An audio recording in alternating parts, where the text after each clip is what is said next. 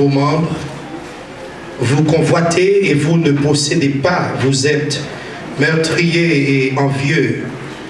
Et vous ne pouvez pas obtenir. Vous avez des querelles et des luttes et vous ne possédez pas. Parce que vous ne demandez pas. Vous demandez et vous ne recevrez pas parce que vous demandez mal dans le but de satisfaire vos passions. Verset 4. Adultères que vous êtes, ne savez-vous pas que l'amour du monde est inimitié avec Dieu? Celui donc qui veut être ami du monde sera ennemi de Dieu. Croyez-vous que l'Écriture parle en vain? C'est avec jalousie que Dieu chérit l'esprit qu'il a fait habiter en vous. Il accorde au contraire une grâce plus excellente. C'est pourquoi l'Écriture dit, Dieu résiste aux orgueilleux, mais il fait grâce aux humbles. Verset 7, nous dans Jacques chapitre 4. Soumettez-vous donc à Dieu, résistez au diable, et il fuira loin de vous.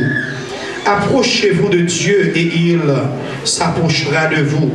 Nettoyez vos mains, pécheurs. Purifiez vos cœurs, hommes irrésolus. Sentez votre misère. Soyez dans le deuil et dans les larmes. Que votre rire se change en deuil et votre joie en tristesse. Verset 10 pour finir. Humiliez-vous devant le Seigneur et il vous élèvera. Parole du Seigneur. Notre Seigneur et notre Dieu, encore une fois, nous présenter devant votre trône béni. Merci pour l'opportunité qu'on a nous matin, la Bible capable d'ouvrir devant nous. Cher Seigneur, demandez assistance Saint-Esprit là qu'on est avec nous, afin que Père, ça nous va dire matin, Père, vous capable de sortir pleinement édifié. Nous comptons sur assistance pour nous adresser au nom de Jésus, lui qui vit et qui règne au siècle des siècles. Amen. Merci, capable Chita.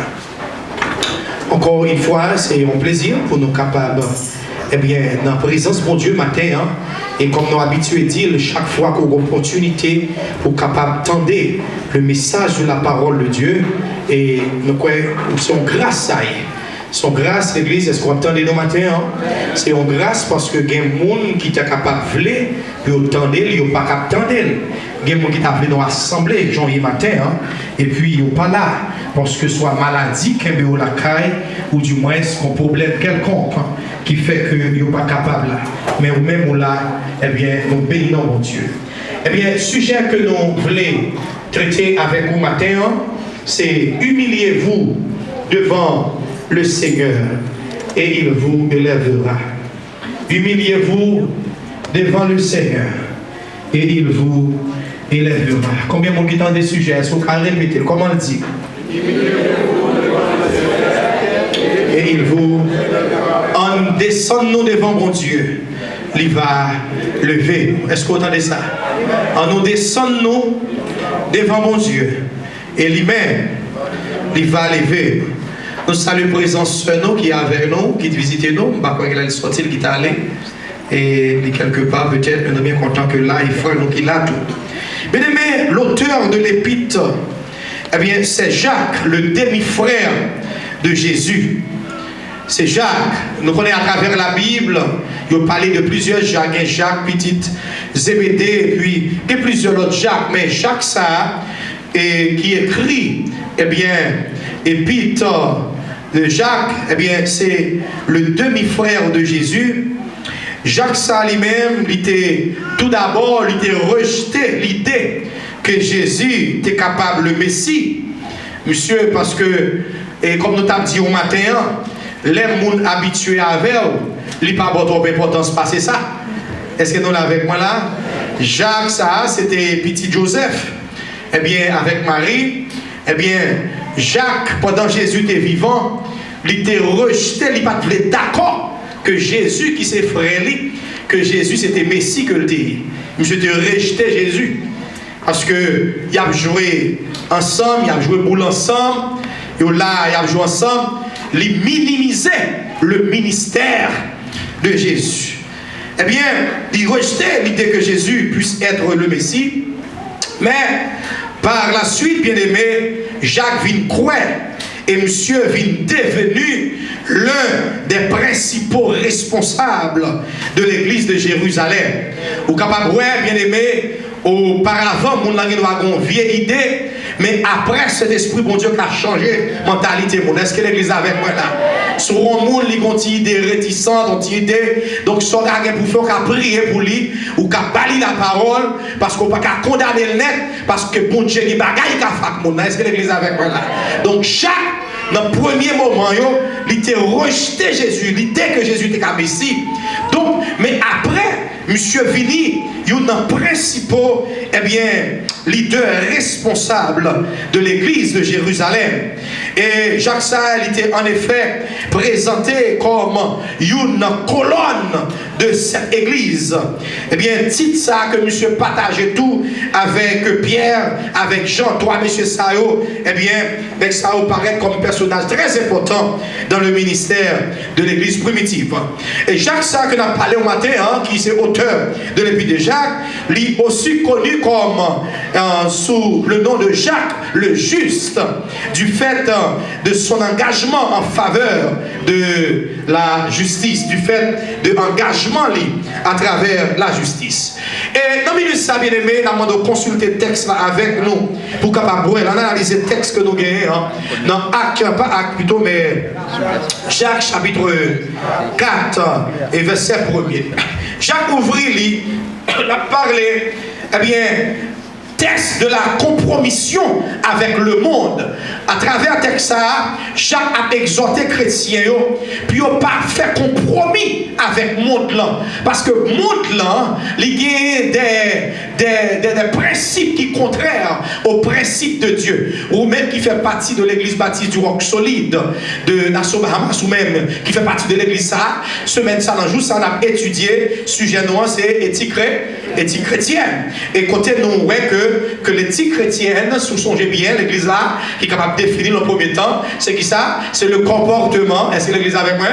C'est le comportement que chrétien appelé à observer. Premièrement, plaire à Dieu. Deuxièmement, édifier les croyants. Troisièmement, à ne pas scandaliser les païens. Donc, nous dit ça. Et en plus, deuxième définition, nous gagnons tout pour l'éthique chrétienne. C'est qui ça, ou même pas étudier, c'est qui ça. Et encore, nous dit l'éthique chrétienne, c'est le comportement, n'est-ce pas, que le chrétien est appelé à observer face aux coutumes, aux mœurs et aux traditions. Ça veut dire que le monde, la société, gagne un principe par lui, mais le monde, pas bon Dieu, pas qu'à faire compromis parce que nous avons un code d'éthique, n'est-ce pas vrai, bien aimé? Nous avons un code d'éthique, et code d'éthique, nous, c'est qui ça, c'est là, c'est la Bible, c'est lui-même qui va nous, ligne de démarcation et qui principe que nous devons observer. Et si Jacques lui dit, mais qui côté lutte avec querelle, ça au sorti qui n'a mis tant nous. La caille, mon bon Dieu, pas ta doué lutte à querelle pour mon a déchiré de monde, mon pas vle ouais monde. Parce que nous baptisons de même esprit, nous servons même Seigneur. Et puis chaque réponse question on dit, bagaille ça sorti, c'est dans passion et qui a combattu dans nous. Mais j'avais exhorté dans le premier verset, dans 6 premiers versets, Jacques a exhorté les chrétiens pour ne pas faire compromis avec le monde là, parce que l'esprit qui travaille dans le monde là, il est vraiment en inimitié avec l'esprit de Dieu. Est-ce que l'église est avec moi? Passion monde là, li en dépendant avec ça mon Dieu voulait, ça monde là voulait, ça monde là, sa société a voulu, courant monde là, li vraiment en contradiction avec ça mon Dieu mandé. Chrétien doit marcher selon principe mon Dieu, mon pas doit faire monde là plaisir. Est-ce que l'église est là avec moi là? Sujet à ce qui ça, c'est humiliez-vous devant le Seigneur et il vous élèvera. Dans le verset 6, Jacques dit, il accorde, est-ce que l'église a su le texte avec moi là? Il accorde au contraire une grâce plus excellente. C'est pas ça? C'est pourquoi l'écriture dit, Dieu résiste aux orgueilleux, mais il fait grâce aux humbles. Ça veut dire résister. Ça veut dire résister. Il dit, bon Dieu, qui met tête. L'église avec moi là. Bon Dieu, qui met tête avec moun qui orgueilleux. mais il fait grâce à moun qui humble. Moun qui humble, bon Dieu fait grâce. Le verbe s'humilier à la forme pronominale, il veut dire se rabaisser volontairement. Humilier devant Dieu, s'humilier devant Dieu. Qu'est-ce que ça veut dire? Non, verbe humilier, il y a un mot qui sortit là-dedans, c'est humble. Celui qui est humble, c'est bien-aimé, c'est celui qui se rabaisse. Ce n'est pas un monde qui baisse son nom, mais c'est vous-même volontairement. L'on a calculé ça, mon Dieu. L'on a calculé quand on sortit. L'on a calculé route, mon Dieu, faveur. L'on a calculé grâce, mon Dieu, faire. L'on a calculé maladie côté la donne. Bon corps pas de cas traité.